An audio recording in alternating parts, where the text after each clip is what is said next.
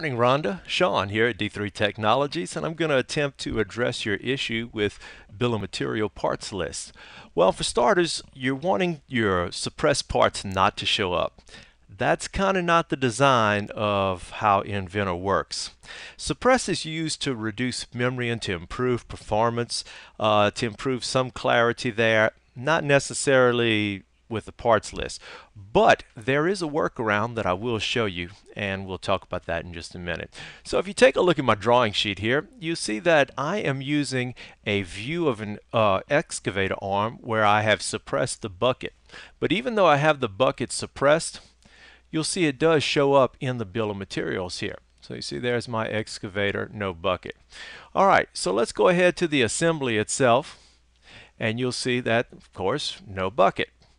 So let's go ahead and change it to another one. We'll go ahead to the master view, and there's my bucket right here. So what we can do, if we don't want this to be counted in the bill of materials, instead of having this as a default part, we can list it as what's called a reference part. So what I'm going to do is I'm going to go into my browser here and find this bucket. I'm going to give it a right click, and in my browser, or the pop-up browser that comes up, we have bill of material structure, and in the bill of material structure we have normal by default or reference. I'm going to change that to a reference part. I'm going to go ahead and save that. So now whenever I click on this and look at its bill of material structure, I see that it is reference.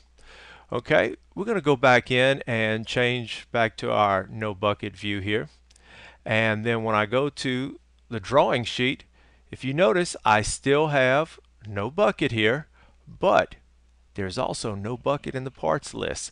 It's only listed for reference, so therefore it's not counted in the bill of materials. I hope that helps you out this morning, Rhonda. Thanks for watching.